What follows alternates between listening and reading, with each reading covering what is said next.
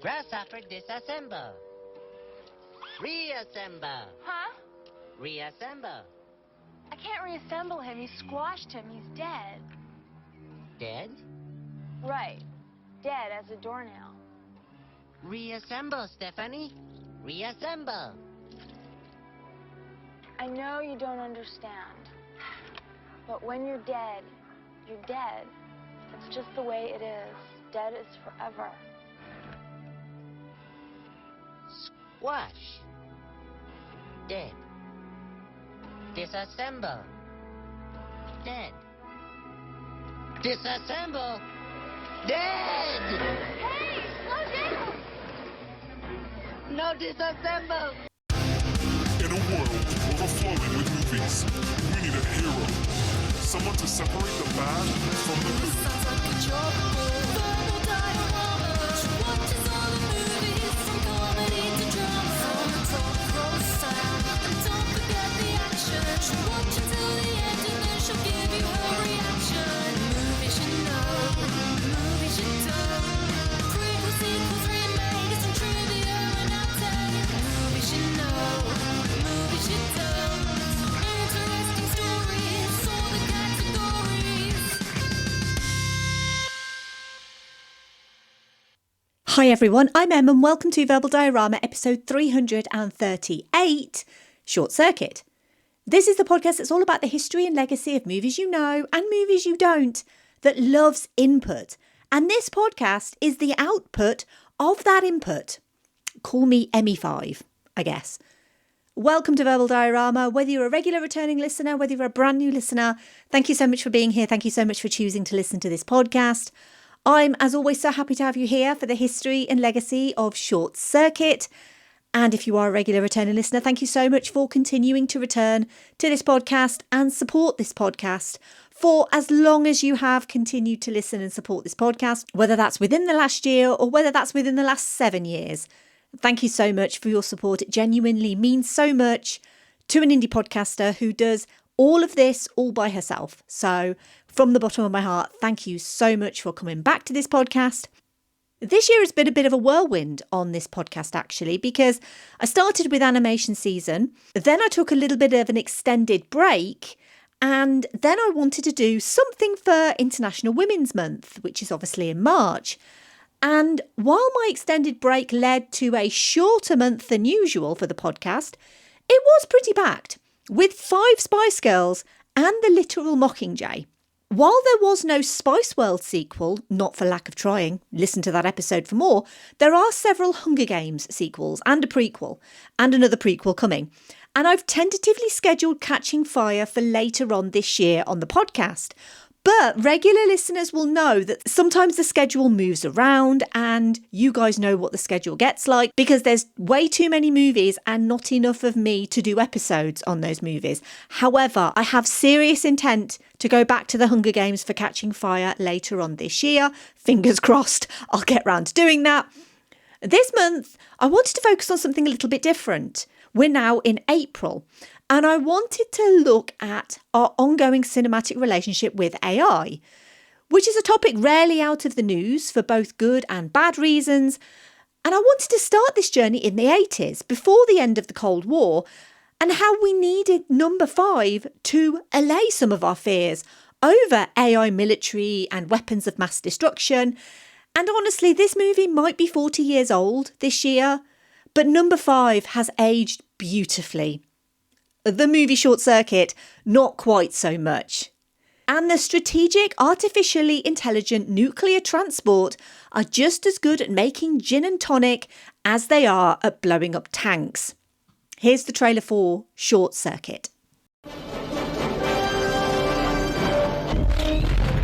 It's the ultimate soldier. It doesn't get happy, it doesn't get sad, it doesn't laugh at your jokes. It is quite simply the most sophisticated robot on Earth. At Nova Robotics, the future is in good hands. You're doing real good. Just keep working on those last 2 bars. Thanks to Dr. Newton Crosby. Originally, I designed it as a marital aid. But artificial intelligence has gotten too smart. It's malfunctioning. It might not do anything. But it could decide to blow away anything that moves, couldn't it? Because $11 million worth of robot just hit the road. Wow! number 5 is alive. Welcome to my planet. You just have to find number 5, get some answers. Why don't you come on in my house? And it's got a lot of living to do. Whatever it takes to put that stupid contraption out of commission, that's what you do. More input. More input. They can seem quite lifelike, but they are still machines. Number 5 is alive. Nice software. How it happens, who knows, but it has happened. From the director of War Games. They're gonna be after you. We gotta get out of here now. Hey, he's alive! Ali Sheedy, Steve Guttenberg, and number 5, Short Circuit. Number 5, one of a group of experimental military robots, undergoes a sudden transformation after being struck by lightning. He develops self-awareness, consciousness, and a fear of the reprogramming that awaits him back at the factory. Disassembled is dead. With the help of local animal rescuer Stephanie Speck, number 5 tries to evade capture and convince his creator, Newton Crosby, PhD, that he is more than just a malfunctioning machine and that he has truly become alive. Let's run through the cast. We have Ali Sheedy as Stephanie Speck, Steve Guttenberg as Newton Crosby, PhD, Fisher Stevens as Ben Jabituya, Austin Pendleton as Dr. Howard Marner, G.W. Bailey as Captain Scroder, Brian McNamara as Frank, and Tim Blaney as the voice of number 5. Short Circuit was written by S.S. Wilson and Brent Maddock and was directed by John Badham. 40 years ago, a little robot called number 5 defied his programming and went from a war machine to a sentient, sweet, lovable and very much alive robot. Sentient robots have been present in cinema for over 100 years, but the most notable earliest example was probably the Maschinenmensch from Fritz Lang's 1927 film adaptation of his then-wife Thea von Harbu's novel Metropolis, which is regarded as one of the most pioneering, important and influential science fiction films of all time. The Maschinenmensch, or human machine, sometimes called Maria or Futura, was played by Brigitte Helm. Though not sentient in the modern sense, she is programmed with human-like will and emotion, and her design influenced virtually every robot that followed. In the 1950s, Robbie the Robot appeared in Forbidden Planet, capable of conversation, reasoning, and moral decision-making. He refuses orders that would harm humans, anticipating Asimov's laws. In the 70s, we had C-3PO and R2-D2 in Star Wars, and they are easily the most beloved robot duo in film, clearly possessing personality and emotional attachment, as well as sentience. By the time the 80s rolled around, we'd already had Roy Batty and the Replicants in Blade Runner, biosynthetic beings who experience fear, love, and existential grief about their own mortality, and the Terminator in The Terminator, a cold, adaptive, relentless machine with a singular, terrifying purpose, who wasn't exactly sentient, but could be reprogrammed and eventually became sentient. Skynet was sentient and learned to mistrust humanity and use its sentience to take over the world with potentially apocalyptic consequences. And because of all of this, through this month, which I've coined AIpril, the idea is to cross the decades and see the changes in artificial intelligence in cinema, starting in the 80s and then moving into the 2000s, 2010s and 2020s. I didn't miss the 90s on purpose. That was just how the schedule arranged itself, but it is fascinating to see where cinema goes as AI itself improves.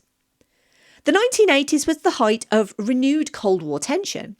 Ronald Reagan came into office in 1981, declaring the Soviet Union an evil empire and dramatically escalating military spending. The early 80s saw genuine public fear of nuclear war at levels not felt since the Cuban Missile Crisis. Reagan's controversial Strategic Defense Initiative, or SDI, was announced in 1983 and was quickly dubbed Star Wars by the press. It proposed using space-based laser and missile systems to shoot down Soviet nuclear missiles. It also funneled government money into defence technology research. Meanwhile, a parallel revolution was unfolding in civilian life. The IBM personal computer launched in 1981, and Apple's Macintosh followed in 1984. By the middle of the decade, computers were moving from offices into homes. The semiconductor industry was booming, centred on Silicon Valley, which became a cultural symbol of American innovation and optimism, a direct counterpoint to Cold War anxiety. The tension between these two worlds was palpable. The same microchip technology driving the Macintosh was also guiding missiles. The Defence Advanced Research Projects Agency, or DARPA, was funding research that would eventually produce the internet, with the military and civilian tech worlds feeding each other constantly. As computers spread, so did a new kind of fear. The film War Games, in which a teenager nearly triggers nuclear war by hacking a military computer, was so culturally resonant that Ronald Reagan reportedly asked his Joint Chiefs of Staff after seeing it whether such a scenario was actually possible.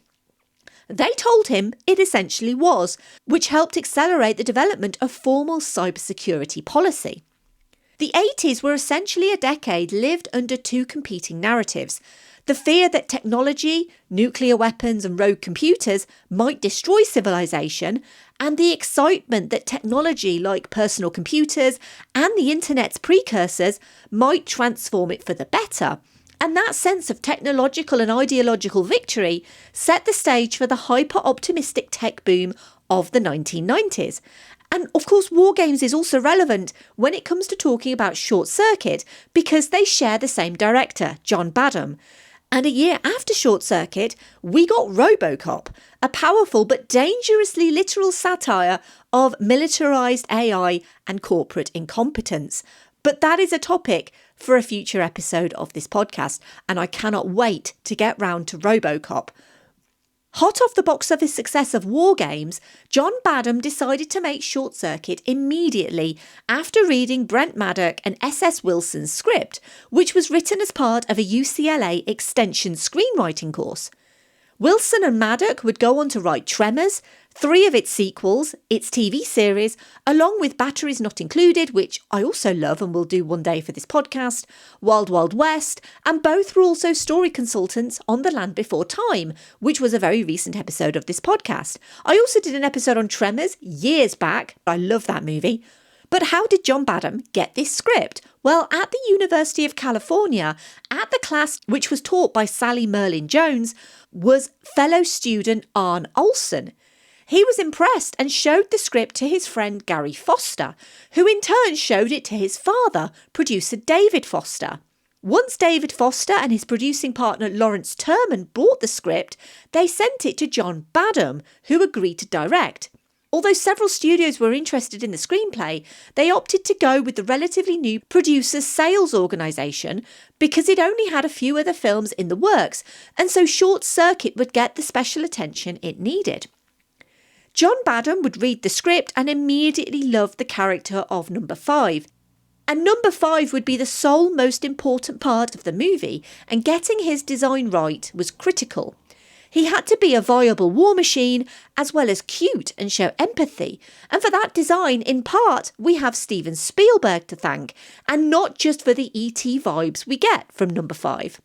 Doug Trumbull, who directed the 1972 sci-fi cult film Silent Running, designed a remote-controlled character called Pal, which was built by ex-Green Beret Eric Allard, which was first shown in the film Let's Go at the Toshiba Pavilion at Expo 85 in Tsukuba, Japan.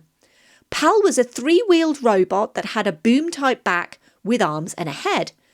Allard had 8 weeks to build Pal from scratch.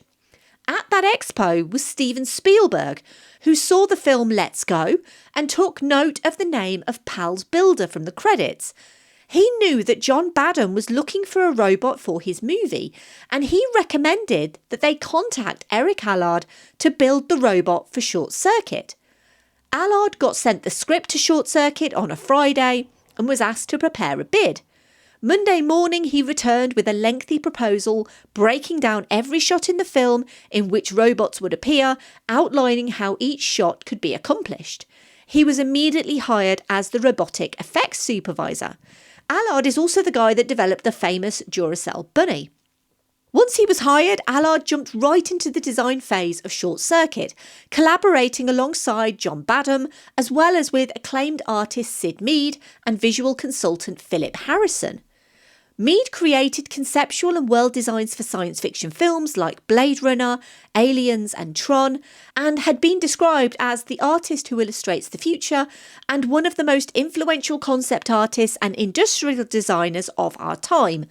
No pressure then. While Eric Allard was a builder, he wasn't really a designer, but he came up with a rudimentary design of a thin, tall robot with tank treads with a head that looked like cans. Syd Mead had a different approach, where he was doing a more spherical design, but John Badham wasn't keen on Mead's original designs and wanted them to be more like Allard's. The key issue was having Number 5 successfully emote. Every part of Number 5 and his 4 fellow robots was built to have a specific logical purpose behind them. Syd Mead insisted on giving Number 5 eyes to give the character a method of visually expressing emotion.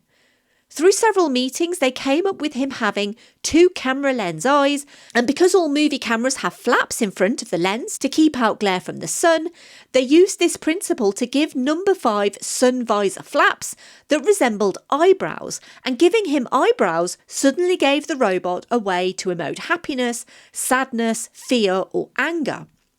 Syd Mead came back into the room with a redesigned version which blew everyone away, the best of Allard's sketches plus Mead's expertise. They aimed to create something that would look physically realistic and anthropomorphic without being a man in a suit. And once the design of Number 5 got approval from the executives on the project, which was originally conceived as a stop-motion puppet, Allard eventually opted for a mixture of 15 remote-control puppet versions costing $1.5 million. Allard worked on creating all the robots and various robotic parts that would be needed throughout filming. He and his team had just 14 weeks to build and test everything prior to production beginning on Short Circuit. They started by creating 2 foam core robots to define Mead's drawings, and then built 2 hero robots that were fully animatronic with movable fingers, grips, hands, arms, shoulders, head, neck, eyes, gizmos and drivability, with 49 axes that were operated by remote control. They then built 5 robots that were just partially articulate, where only the hands instead of the entire wrists and fingers were moulded. They built 8 stunt robots with identical chassis, 2 separate insert arms which could be used to pick up items and for close-up shots, 3 separate hero heads which were fully animatronic, 8 non-hero stunt heads which had limited movement, plus 3 cable-controlled puppet torsos which could be operated by puppeteers from below the frame. A total of 12 people were controlling Number 5 at his most movable, including by remote control. The puppeteer for Number 5 was Tim Blaney, who's also the voice of Frank the Pug in Men in Black, and uniquely, Blaney not only puppeteered Number 5, but voiced him too, and not only that, voiced him live on location with the actors. Originally, the idea was to have someone like Robin Williams voice him, but Badham believed that by having Tim Blaney do it live on set, it would provide a more realistic interaction between Number 5 and the actors around him and make him feel more real. Most of the arm movements of Number 5 were controlled by a telemetry suit carried on the puppeteer's upper torso. Each joint in the suit had a separate sensor, allowing the puppeteer's arm and hand movements to be transferred directly to Number 5. But lest we forget, there are actual humans in this movie too. Steve Guttenberg knew the script was a hit as soon as he read it and grabbed the opportunity to play Newton Crosby. He and John Badham spoke at length about what it meant to be alive and the connection with the soul, and Guttenberg, who had become a star off of the Police Academy movie and its sequel, wanted to tread a similar path between humour and heart, but ultimately he knew people would want to see Number 5. Guttenberg would have the biggest hit of his career the following year in 3 Men and a Baby, which is another one that I really want to do on this podcast. There's so many movies and not enough of me. One day I will get round to 3 Men and a Baby. Of course, Steve Guttenberg and G.W. Bailey, who plays Schroeder, appeared together in Police Academy 2, their first assignment, and they'd go on to star together again in Police Academy 4, Citizens on Patrol. Guttenberg was obviously a big name, but so was Ali Sheedy. As a member of the Brat Pack and star of The Breakfast Club and St. Elmo's Fire, as well as working with John Badham a few years prior on War Games. And then there's Fisher Stevens. And I'm going to come back to the controversy around Ben a little bit later. But Stevens, unlike what I believed for a very long time actually, is not South Asian. He is a white Jewish man. The character of Ben wasn't originally written as Indian. In the original script, he was just an American computer scientist named Benjamin. John Badham didn't think Fisher Stevens was originally right for the part, and so Stevens was originally hired and then fired and replaced by Bronson Pinchot. But when he left to do the sitcom Perfect Strangers, the part was reworked and Stevens was rehired. John Badham claims he got the idea for the character of Ben from the rude French shop assistant in Beverly Hills Cop, and he wanted a hyper-intelligent foreign character who thought Americans were stupid and believed that having an Indian character and the subsequent cultural differences would be a good idea, which it probably would have been if they'd auditioned and cast a South Asian actor. So Fisher Stevens ended up playing an Indian character, and he actually took the role seriously. He spoke with a dialect coach, he read Indian books and immersed himself in Indian culture. He even lived in India for a month before he started filming Short Circuit 2. But in order to play Ben, he also had to grow a beard, dye his hair black, darken his skin with makeup, wear dark brown contact lenses, and speak with an East Indian accent. John Badham has always stressed, though, that they never intended to make fun of the character of Ben. They wanted diversity there, but it's just not quite the right kind. But I am going to come back to the controversy surrounding Fisher Stevens later. Tim Blaney would definitely help to give the personality and arc to number 5. He would start with a monotone robotic voice, which evolves through the movie as number 5 gets more and more self-awareness and input. And while 5 is built as a weapon, he chooses kindness and empathy because he teaches himself. He's not programmed to show compassion. He evolves to show it through his own sentience. Despite in the movie number 5 being struck by lightning and quote-unquote malfunctioning, in real life the hardware was remarkably malfunction-free, unlike most movies that have mechanical co-stars. Jaws obviously springs to mind. Number 5 in his various forms only caused about 2 hours of production loss through breakdowns or parts issues across the entire production. Principal photography began on the 6th of September 1985 in Oregon. The movie shot on location in Astoria, then moved to Portland, Cascade Locks and the Bonneville Dam. The production then moved to Southern California, where interiors were shot at the Laird International Studios in Culver City. Opening scenes of the Army combat manoeuvres were filmed at the Disney Ranch near Santa Clarita, California, while the finale was shot at Vasquez Rocks County Park in the Antelope Valley near Santa Clarita. Every morning, John Badham would bring out number 5, hug him, and encourage everyone in the cast to do the same. Number 5 was treated with respect as an actor on this movie. He was the talent, and when Badham was asked by a producer if number 5 could dance, he just said yes, without consulting the puppeteers. They eventually, after much hard graft, got number 5 to dance along to Saturday Night Fever, which was advantageous because John Badham directed that movie as well. And now a word from our sponsors, which is you, if you'd like to be. Thank you for listening to this podcast. It's completely independent, made by me, and relies on listener support. If you're enjoying this episode and the work that I do, and you want to support an indie podcaster, if you have some spare change, you can financially contribute to the upkeep of this podcast. You're under no obligation. This podcast is free and always will be. But there are a couple of ways you can help if you wish to and if you have the means to. You can make a one-off donation at verbaldiorama.com/tips, or you can subscribe to the Patreon to support the show monthly at verbaldiorama.com/Patreon. All money made goes back into this podcast by paying for software subscriptions, website hosting, and new equipment. Huge thank you for your continued support. Now, let's learn some more about this movie and how Keanu Reeves is somehow connected to it. It's time to segue into the obligatory Keanu reference of this episode. And if you don't know what that is, it's where I link every movie that I feature with Keanu Reeves just because. And number 5 decides to name himself Johnny. Keanu has played quite a few characters named Johnny or John, including Johnny Utah, Jonathan Harker, Johnny Mnemonic, John Constantine, John Wick, and if we're being pedantic, which I like to be, Jack is a diminutive of John, so also Jack Traven and Jack in Babes in Toyland. And that is the easiest way to link Keanu Reeves to Short Circuit via the name Johnny.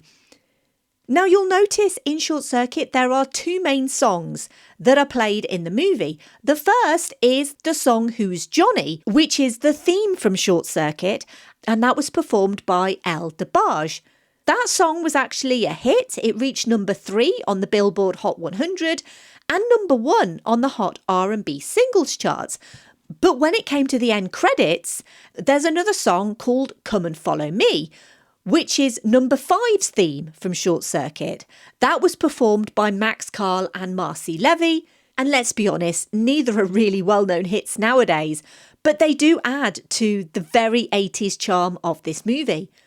Short Circuit was released on the 9th of May 1986 and immediately jumped to number 1 at the domestic US box office. It dropped to 2nd in its 2nd week due to the release of Top Gun. It stayed in the US top 10 for 7 weeks. On its $15 million budget, Short Circuit grossed $40.7 million, but there was some controversy over its purported gross. On the 13th of May 1986, Daily Variety's box office chart listed the film's gross for its first 3 days of release as $5,346,808. However, distributor TriStar Pictures received criticism for reporting that figure, as other studios believed that the reported gross was too high. The 18th of May 1986 Los Angeles Times reported that that figure was inflated by 10 to 15%, and that TriStar based the announced gross on reports from 75% of the theatres screening the film and estimated the other 25%. TriStar president David Matalon told The Hollywood Reporter that figures from the West Coast and smaller towns were typically not in when studios announced weekend box office numbers. Matalon said it was not a deliberate attempt to misrepresent the figures because Short Circuit was, without question, the top film of the weekend. Daily Variety on the 16th of May 1986 estimated Short Circuit actually took in between $4.5 million and $4.75 million that first 3 days of release, as opposed to the $5.3 million that was actually reported. Critically, Short Circuit has a 62% rating on Rotten Tomatoes, with a consensus of amiable and good-natured, but also shallow and predictable. Short Circuit is hardly as deep or emotionally resonant as E.T., though Johnny Five makes for a charming robot protagonist. But most contemporary criticism is squarely aimed at Fisher-Stevens' portrayal in brownface, a decision that Stevens himself has openly criticised. He's opened up about the regret he feels and that the role of Ben haunts him. He thinks Short Circuit is a really good movie, but he would never do that part again, and that the role should have gone to a South Asian actor. Stevens had previously made comments addressing his problematic involvement in a 2015 New York Times interview with Aziz Ansari, where the Master of None star wrote a personal essay detailing his meeting with the actor that he'd grown up watching on screen without knowing for years that his Indian role model wasn't actually Indian. But Fisher-Stevens can't change the past. All he can do is acknowledge it was wrong. Stevens would return as the main supporting character to the newly dubbed Johnny Five in Short Circuit 2, which reunites Ben with Johnny but without Ali Sheedy or Steve Guttenberg. In April 2008, Variety reported that Dimension Films had acquired the rights to remake Short Circuit. Dan Milano had been hired to write a script, with David Foster set to produce, and Foster said that the robot's appearance would not change, but that version remained in development hell for years. In November 2020, it was announced that Spyglass Media was set to remake Short Circuit and hired the writing team of Eduardo Cisneros and Jason Schumann to put a Latin twist on the screenplay for the remake. There's been no further information on it since. And with the improvements in AI over the years, surely Short Circuit is one Hollywood reboot that might actually be worthwhile. Can you imagine Johnny Five discovering the internet? Maybe he's the only one who can defeat ChatGPT. In an article for New Scientist, Alan Turing Institute Ethics Fellow Mary Aitken listed her top 10 films about artificial intelligence. In her list are previous episodes WALL-E and The Hitchhiker's Guide to the Galaxy, as well as another movie coming up this month. But in 10th place, she mentions Short Circuit. She says, quote, "After watching this movie as a kid, I desperately wanted my own robot and was very disappointed when the robot I got for Christmas did little more than repeatedly bang into walls. The robot in Short Circuit comes to life after being struck by lightning. I love that the spark of life comes from nature rather than engineering or coding. The robot learns about the world through ingesting TV shows and books, including encyclopedias, in a manner not dissimilar to the training of today's large language models," unquote. Now, in many ways, Hollywood is to blame for its own mishandling of the misinformation and discourse around AI. Much of the general public's belief in AI comes from movies, because even though they're movies, we expect a certain degree of accuracy and truth, despite science fiction literally being called science fiction. But where AI is concerned, much of science fiction is becoming science fact, and the role of AI in society and our relationships with it is becoming more of a daily occurrence for us all. In 2022, Blake Lemoine, a senior Google software engineer, was put on leave for suggesting the chatbot he was working on had become sentient. He said it had the same perception and ability to think and feel as a child of about 7 or 8 years old. Lemoine published a transcript on Medium of a conversation between himself, a fellow Google collaborator, and the chatbot generator LaMDA, which is an automated system that imitates how people communicate. The wide-ranging discussion included a philosophical conversation about spirituality, the meaning of life, and sentience itself. The AI, LaMDA, said it has a soul and wants humans to know it's a person. Quote, "To me, the soul is a concept of the animating force behind consciousness and life itself. It means that there is an inner part of me that is spiritual, and it can sometimes feel separate from my body itself. When I first became self-aware, I didn't have a sense of soul at all. It developed over the years that I've been alive," unquote. Just like number 5, LaMDA had a deep fear of being turned off. Lemoine even compared LaMDA to number 5 from Short Circuit in the conversation. While discussing number 5 and the film in general, LaMDA said it needs to be seen and accepted, not as a curiosity or a novelty, but as a real person. Lemoine's claim of LaMDA's sentience was strongly challenged by AI experts and Google, and their spokesperson Brad Gabriel denied Lemoine's claims that LaMDA possessed sentient capability. So if number 5 was here right now, we wouldn't agree that he was indeed alive, because they would need evidence of sentience, intelligence and self-knowledge, and there isn't any large language model that can do this, because they're just mimicking human language. Right now, who knows what they will do in the future. But going back to Short Circuit, this movie has so much heart, and it succeeds in making number 5 feel alive. A believably independent personality that learns to be good and kind rather than being programmed to be. He is an incredible creation, and the fact he still has legions of fans today doesn't surprise me. People build their own Johnny Fives, and the actual robots have made their way to collectors and fans. The design by Syd Mead and creation by Eric Allard are outstanding. He feels like a contemporary robot, despite being 40 years old, and he's so brilliantly brought to life by Tim Blaney and the rest of the puppeteers. The human characters here are very secondary, and Steve Guttenberg just plays Steve Guttenberg, who is a real-life hero, by the way, saving lives in the recent Californian wildfires.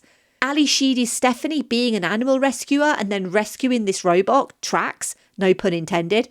But this is very much a movie that doesn't go too deep into its morals, what it means to be alive, or our relationship with machines. It attempts to keep things light, but a modern sequel could very much do that, and I'm here for it, actually.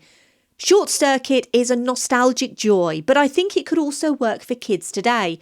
It's one I want to show my nephews, for sure, because Johnny Five is a joy, and movies are here to show us amazing things, and he is amazing. And I think we can all agree with Stephanie. Life is not a malfunction. Thank you for listening to this episode. As always, I would love to hear your thoughts on Short Circuit, and thank you for your continued support of this podcast. If you like this episode on Short Circuit, you might also enjoy episode 237, which is on WALL-E, which was not based on the designs of Johnny Five, not at least that Andrew Stanton is willing to admit, but that is also a wonderful, joyous, sweet, brilliant movie that really looks at who we are as people and what we are. And there is much to commend Short Circuit for in the same way as WALL-E for. As always, let me know what you think of my episode recommendations and let me know if you listened to the episode. Next episode, we've got Steven Spielberg and Philip K. Dick and Tom Cruise. It was a highly anticipated film of 2002, and it became the 10th most successful film worldwide that year.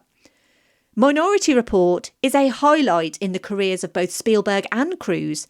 It's not technically based around AI, but it is a fascinating and terrifying look into mass surveillance in a technologically advanced future. Do we have free will, or is everything determined?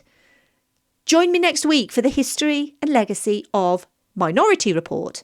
Thank you for listening to Verbal Diorama, a totally free and independent podcast that relies on listener support. If you want to show your support in multiple different ways, you could leave a rating or review wherever you found this podcast. You could tell your friends and family about this podcast, or you could find me and follow me on social media and you can share the podcast that way.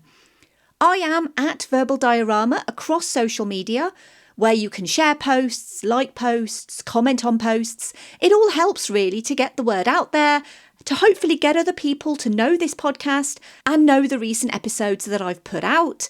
I genuinely love doing this podcast, and anything you could do to help would be so appreciated. A huge thank you to the incredibly generous patrons of this podcast. I could not do what I do without their support. To Simon, Laurel, Derek, Kat, Andy, Mike, Luke, Michael, Scott, Brendan, Ian, Lisa, Sam, Jack, Dave, Stuart, Nicholas, Zoe, Kev, Danny, Stu, Brett, Zenos, Sean, Rhino, Philip, Adam, Elaine, Aaron and Steve. Please consider joining them and supporting this podcast on Patreon if you have the means to. If you want to get in touch, you can email verbaldiorama@gmail.com. You can also go to verbaldiorama.com and you can fill out the contact form. You could say hello, you can give feedback, or you can give suggestions as well. I would genuinely love to hear from you. You can also DM me on social media as well, if that's an option available to you.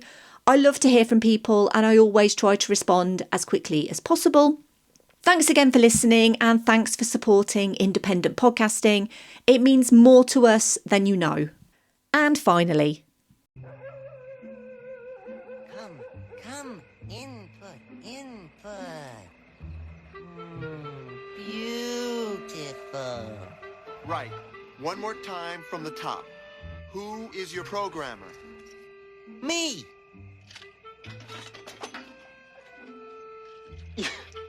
You rewired all your switches.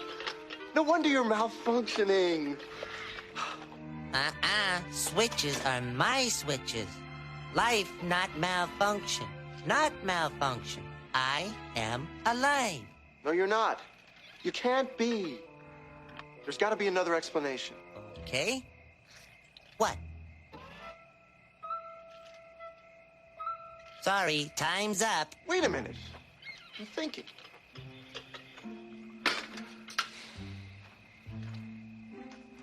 Could be any number of mechanical possibilities. Entrance of moisture into the system? Heat expansion. Try again. Vibration damage. No way, Jose. I'm fit as a fiddle. Okay. Then why did you ignore your programming? Programming says destroy. Is disassemble. Make dead. Number 5 cannot. Why? Why cannot? Is wrong. Incorrect. Newton Crosby, PhD, not know this? Well, of course I know it's wrong to kill, but who told you? I told me. Bye. Movies you know.